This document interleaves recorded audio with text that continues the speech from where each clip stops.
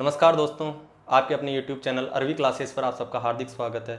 जैसा कि आप सबको पता है, अपन राजस्थान ज्योग्राफी में पश्चिम रुस्तुल्य प्रदेश पढ़ रहे थे। पश्चिम रुस्तुल्य प्रदेश में अपन ने कल की क्लास में पढ़ा था नागौर उच्चभूमि और लूनी जवाई बेसिन। नागौर उच्चभूमि की अगर अपन बात करते हैं तो अपन ने पढ़ा था कि वहाँ पे मुख्यतः क्या चीज़ प्रसिद्ध है? कुबड़ पट्टी। कुबड़ पट्टी का मतलब समझते हो सब? विशेषतः कौन सा एरिया? पुष्कर से लेके जायल के मध्य, जहां पे पानी में किसकी मात्रा अधिक है? फ्लोराइड की। जिससे कौन सा रोग हो रहा है?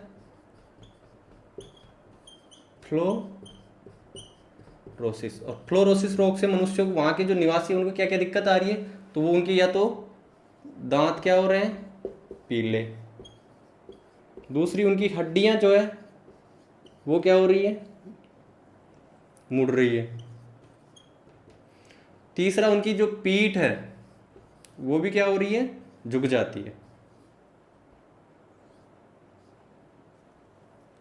हाँ, झुक जाती है। इस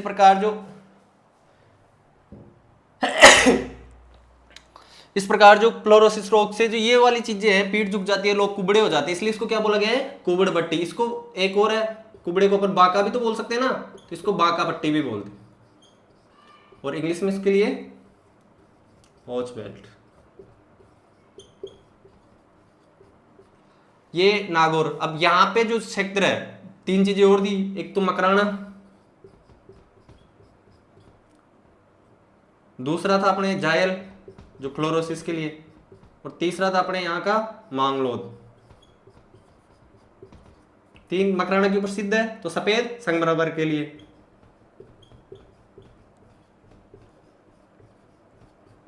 उसके बाद जायल फ्लोरोसिस के लिए, और मांगलोद किसके लिए? जिप्सम के लिए।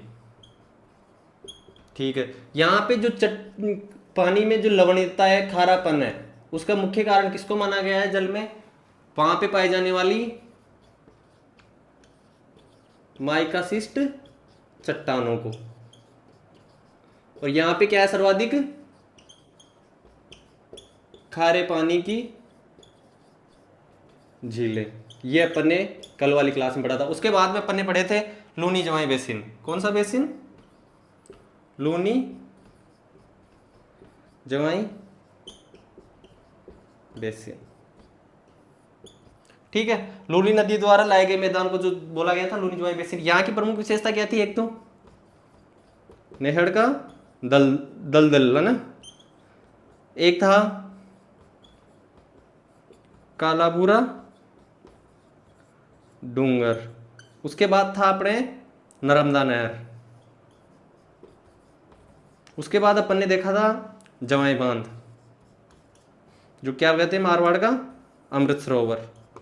उसके बाद अपन ने यहाँ पे क्या देखा था? यहाँ की मृदा कौन सी थी? नवीन जलोढ़ मृदा।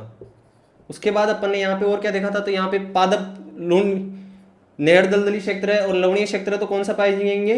लवणीय पादप। राजस्थान में लवणीय पादप सर्वाधिक कहाँ पाए जाते हैं? यहीं पे। और लवणीय पादप के लिए जो वनस्पति ना वो क्या होता है? हेलोफाइट, है ना। इस प्रकार अपन ने कल की क्लास में नागौर उच्चभूमि और लूनी बेसिन की चर्चा की थी। अपने जो पश्चिमी मरुस्थलीय प्रदेश है वो आज अपन समाप्त कर देंगे। अब जो अपन ने पढ़ा है इसमें की जो प्रमुख विशेषताएं, कोई पर्टिकुलर स्थान जो प्रसिद्ध स्थान है, उन सब पर आज अपन विस्तार से चर्चा करेंगे, जो एग्जाम के हिसाब से और ज्यादा इंपॉर्टेंट हो जाते हैं। फैक्ट जो पूछे जाते हैं ना, पश्चिम मरुस्थल से संबंधित जितने भी फैक्ट होंगे उन पर आज अपन विस्तार से चर्चा करेंगे।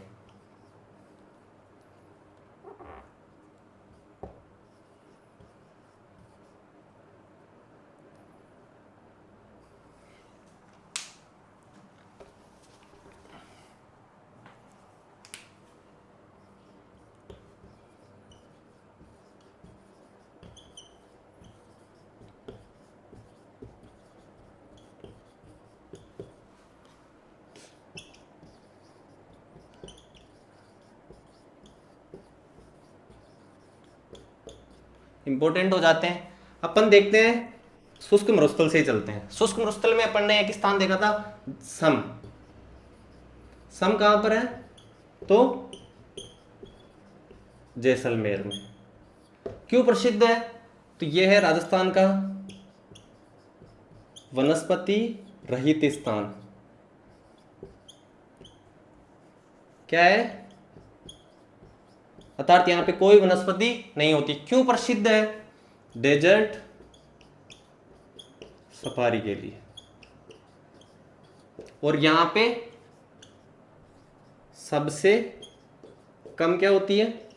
वर्षा। अब राजस्थान जो एग्जाम उनसे 4 है, सम कहां पे है? पहले तो जैसलमेर में। वनस्पति रहित स्थान कौन सा है? सम। डेजर्ट सफारी के लिए कौन सा स्थान प्रसिद्ध है? सम। और सबसे कम वर्षा राजस्थान में किस स्थान पे होती है? तो वो भी सम। उसके बाद में दूसरा अगर अपने पश्चिमी वहां से देखते हैं तो एक चीज आती है अपने लाठी सीरीज। पता नहीं कितनी बार एग्जाम में पूछा गया क्वेश्चन है।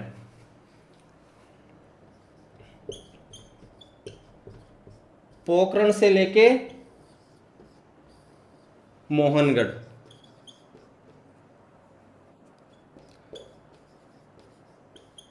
दो स्थान है, दोनों कहां पर है? जैसलमेर में। कितने किलोमीटर लंबी है? 60 किलोमीटर लंबी। अब क्या है ये? भूगर्भिक मीठे जल का जो भूमि में जो जल होता है ना, भूमिगत जल, तो रेगिस्तान में मीठे जल का भूमिगत जल का स्रोत है। तो भूमिगत मीठे जल की पट्टी है एक तरह से। अर्थात 60 किलोमीटर का एरिया है जिसमें क्या पाया जाता है? मीठा जल। अब ये जो जल है, इसकी ये जो सीरीज है, ये कहां पे है? पहले तो जैसलमेर में है ना।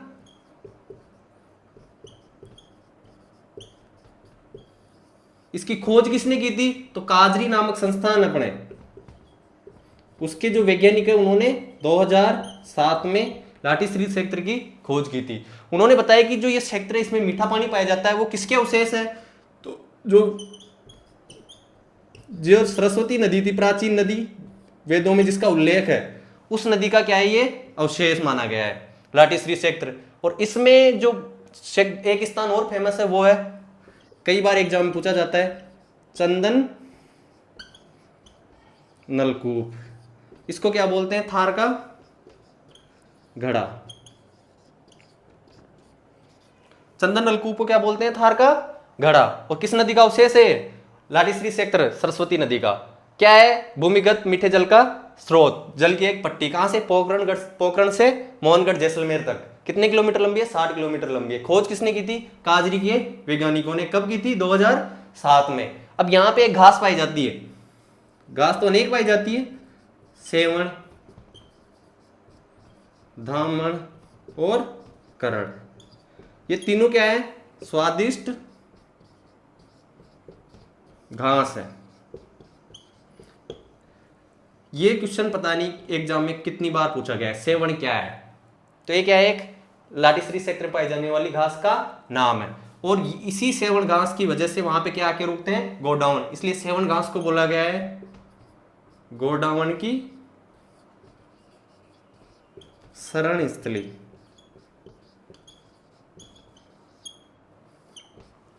आई होप आपको ये जो फैक्ट है सब समझ में आ रहे होंगे। भाई लाठी सीरीज क्षेत्र पोखरण से मोहनगढ़ के बीच 60 किलोमीटर लंबी भूमिगत मीठे जल की एक पट्टी है, जिसकी खोज काजरी के वैज्ञानिकों ने 2007 में की थी। और ये सरस्वती नदी का अवशेष माना गया है। और यहाँ पे प्रसिद्ध चंदन नलकूप है, जो कहाँ पे है? मोहनगढ़ में ही है। थार का घड़ा कहते हैं उसे। और इस यहाँ पे सेवण, धामण और कड़ नामक स्वादिष्ट घासें पाई जाती है। सेवण घास स्वादिष्ट होने के कारण गोडाउन की शरण स्थली है। उसके बाद में अगर अपन शुष्क मरुस्थल की बात कर रहे हैं तो वहां पे एक आता है आकल वुड फॉसिल्स पार्क, राष्ट्रीय मरुद्यान में अवस्थित है। और ये भारत में प्राचीनतम लकड़ी के अवशेष है। लकड़ी के अवशेष। एग्जाम में इसकी जगह कास्ट जीवाश्म भी लिखा सकता है। अगर इनकी अपन बात करें तो कब के हैं ये? जुरासिक काल के। कब के हैं? जुरासिक काल के। इस पेज का स्क्रीनशॉट ले लो, बहुत इंपॉर्टेंट है एग्जाम की दृष्टिकोण से। आज की क्लास में टोटल फैक्ट पढ़ेंगे अपन, और सारे फैक्ट इंपॉर्टेंट है एग्जाम की दृष्टिकोण से।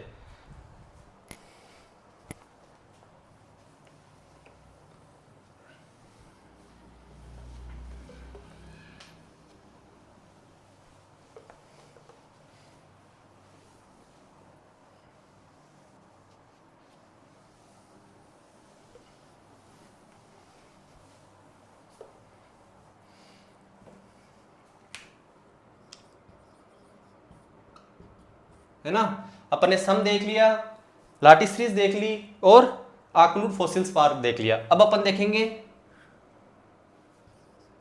बाप में अवस्थित बोल्डर कले।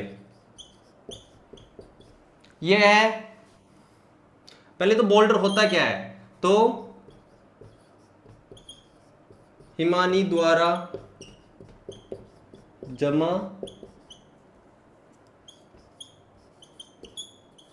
कंकर पत्थर के अवसाद क्या कहलाते हैं? बोल्डर।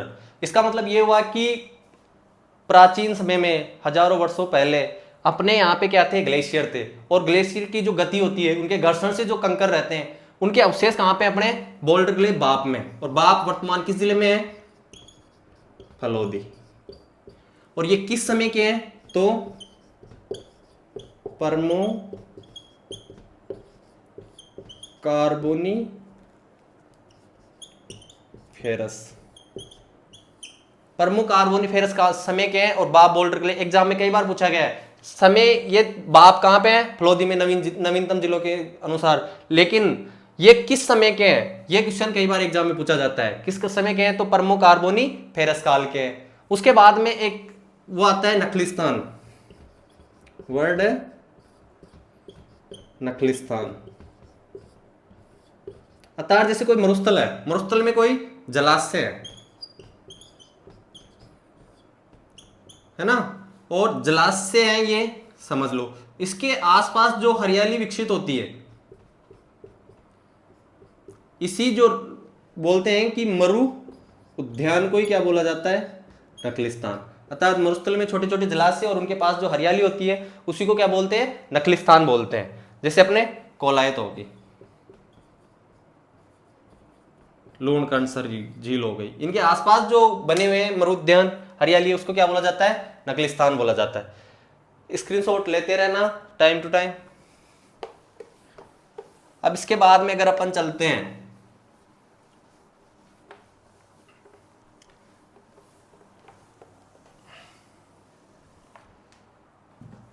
एक शब्द आता है अपने वहीं पे, पीवना। क्या आता है? पीवना। तो मरुस्थल में पाई जाने वाली सांप की क्या है? एक प्रजाति, सांप की प्रजाति। पीवना क्या है? तो मरुस्थल में पाई जाने वाली सांप की एक प्रजाति है। उसके बाद में एक स्थान आता है अपने 56 की पहाड़ियां। 56 की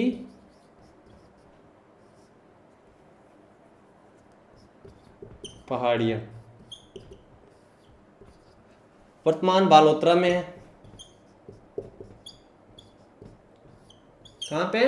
बालोतरा में। एक गांव है मोकलसर, वहां से लेके सिवाना के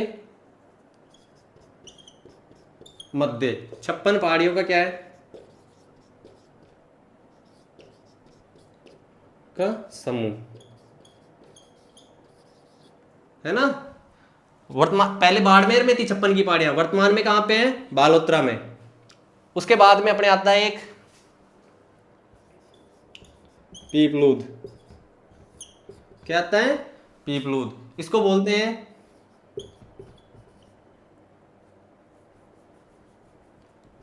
पश्चिमी राजस्थान का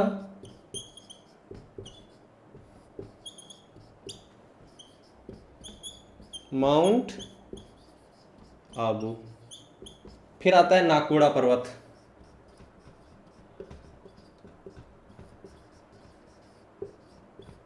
नाकोड़ा पर्वत ये भी बालोतरा में है। और क्या है, जैनों का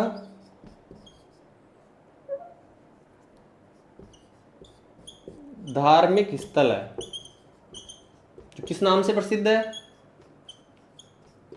नाकोड़ा भैरव। कहां पे है, बालोतरा में। क्वेश्चन आ सकता है बालोतरा में स्थित नाकोड़ा भैरव मंदिर का संबंध किस धर्म से है। और भैरव अपने भैरव बाबा है ना, तो भैरव बाबा के हिसाब से सभी लोग, अधिकतर लोग कहां चले जाते हैं, अपने हिंदू धर्म में। जबकि नाकोड़ा भैरव नाम है, लेकिन किस धर्म का है, जैन धर्म का। पार्श्वनाथ मंदिर है यहाँ पे, पार्श्वनाथ मंदिर है। तो भैरव देख के अपने को कंफ्यूज नहीं होना है। इसके बाद अगर अपन बात करें तो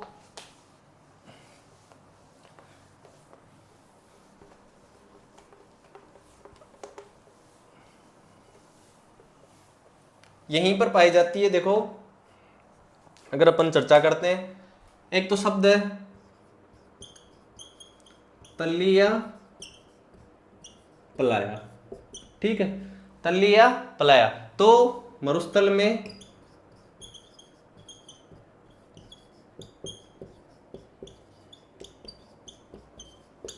पाई जाने वाली अस्थाई झीलें, अस्थाई झीलें क्या कहलाती है, तल्ली या पलाया। जब ये तल्ली या पलाया सूख जाती है तो इनकी जो उपजाऊ मृदा है, जो उपजाऊ मृदा है, उस मृदा को क्या बोलते हैं, मर्रो।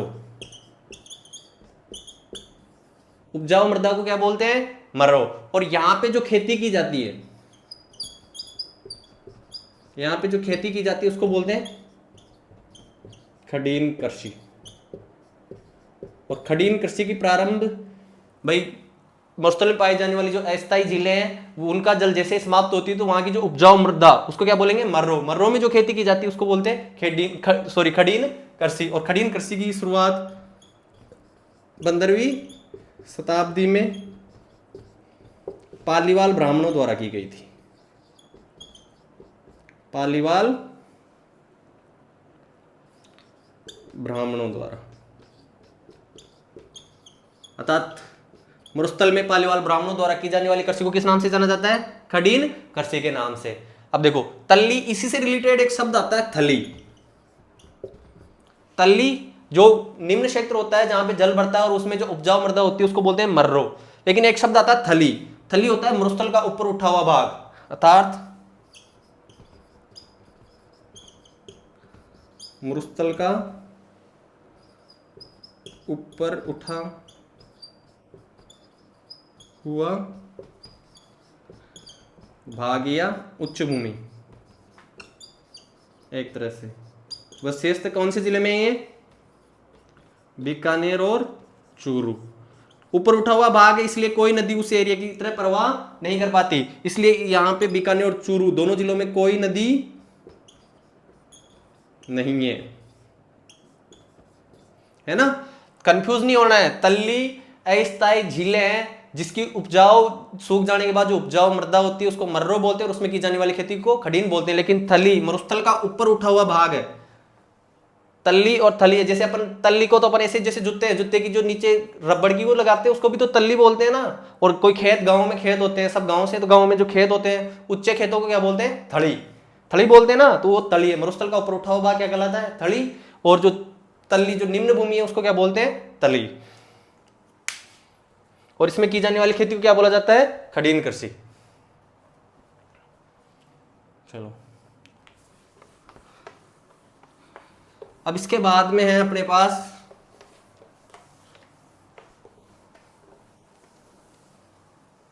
देखो, अपन ने देखा था हम्मादा,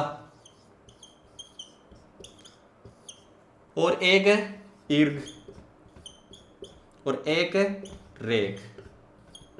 हम्मादा किसको बोलते हैं? पथरीले मरुस्थल को। पथरीले मरुस्थल को क्या बोलेंगे? हम्मादा। इसी को ही तुर्किस्तान में क्या बोलेंगे? कोडम। क्या बोलेंगे? कोडम। इर्ग, रेतीले मरुस्थल को क्या बोलते हैं?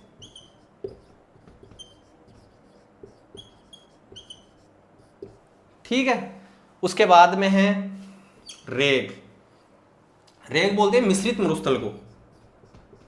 तीनों चीजें एक जगह इसलिए लिख रहे हैं ताकि कंफ्यूज ना हो। ठीक है। हम्मादा हो गया पथरीला मरुस्थल तुर्किस्तान या कोडम, इर्ग हो गया रेतीले मरुस्थल, और रेग हो गया मिश्रित मरुस्थल। एक शब्द आता है इंसेलबर्ग। क्या आता है? इंसेलबर्ग, अर्थात मरुस्थल में स्थित खड़ी चट्टान है।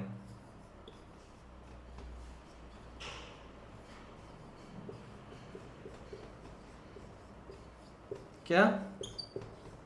खड़ी चट्टानें, जिनके चारों ओर क्या और जब इनके चारों ओर पानी भर जाता है क्या होता है? और पानी हो तो इन्हीं को बोलेंगे द्वीपीय पर्वत। ठीक है। इसके बाद में एक शब्द आता है अपने बजादा। क्या शब्द आता है? बजादा। जैसे ये पर्वत है, यहां से पानी बह के आया ये पर्वतीय क्षेत्र में, और यहां आके क्या हो गया? खत्म। तो ये जो निम्न भूमि क्षेत्र है जहां पे मरुस्थल में मरुस्थल का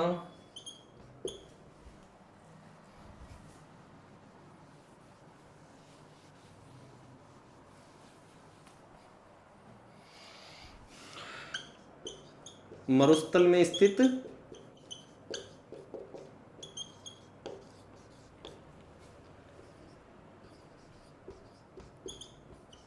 पर्वतों के नीचे का निम्न भूमि क्षेत्र, जहां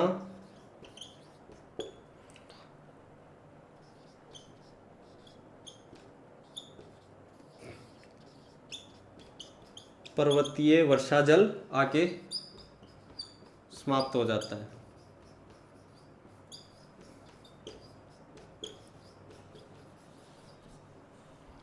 ये स्क्रीनशॉट ले लो भाई। हम्मादा पथरीला मरुस्थल, और इसी को तुर्किस्तान में क्या बोलते हैं? कोडम।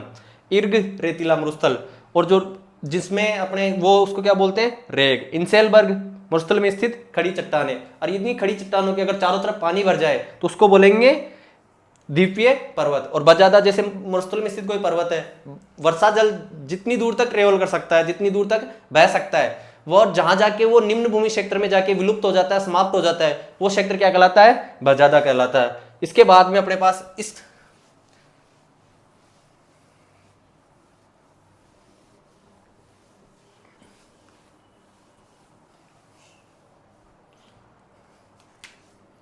एक आता है टाट या रन।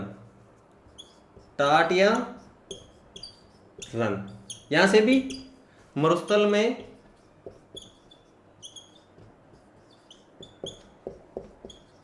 स्थित खारे पानी की अस्थायी झीलें,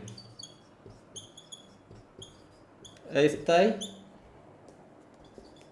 झीलें मरुस्थल में स्थित है। खारे पानी की अस्थायी झील को अपन क्या बोलते हैं? टाट या रन। सर्वाधिक टाट कौन सी जिले में है? तो जैसलमेर में। जैसलमेर में जैसे पोखरण, कनौड, लवा आदि है। उसके बाद अपने चलो फलोदी में, तो खुद फलोदी है एक तो, और एक अपने बाप। उसके बाद में अगर अपन चलते हैं चूरू में, तो ताल छापर और परिहारा, है ना। ये सब प्रमुख क्या है, ताट या रन है। भाई मरुस्थल में जो खारे पानी की झीलें हैं उनको क्या बोलते हैं, इसमें पूरी तरह से यहाँ की जो भूमि होती है वो भी अनुपजाऊ या कैसी होगी, बंजर, अनुपजाऊ या बंजर भूमि होगी। और कैसे है, फलोदी में बाप और फलोदी में तो एक है जैसलमेर, पोखरण, कनौड़, लवा, जो ताल छापर और परियारा। उसके बाद में अगर एक लास्ट फैक्ट है, एक बार और देख लेते हैं, बाकी बचे रहे फैक्ट कभी खत्म नहीं होते किसी चीज के, पर जितने एग्जाम के हिसाब से इंपॉर्टेंट है लगभग अपन ने सब पर चर्चा कर ली। लास्ट में है मरुस्थल का मार्च, अर्थात मरुस्थल का क्या है,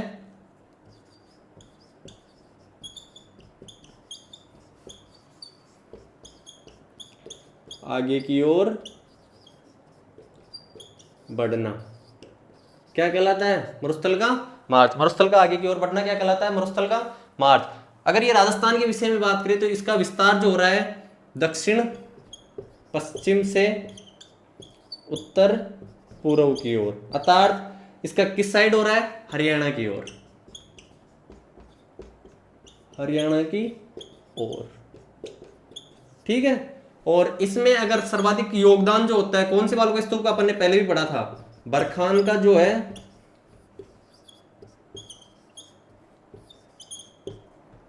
बरखान बालू का स्तूप का सर्वाधिक योगदान होता है। उसके बाद में अगर देखो बरखान सर्वाधिक कहां पाया जाता है, शेखावाटी में, तो मरुस्थल का मार्च, मरुस्थल का प्रसार भी कौन से सर्वाधिक कहां हो रहा है,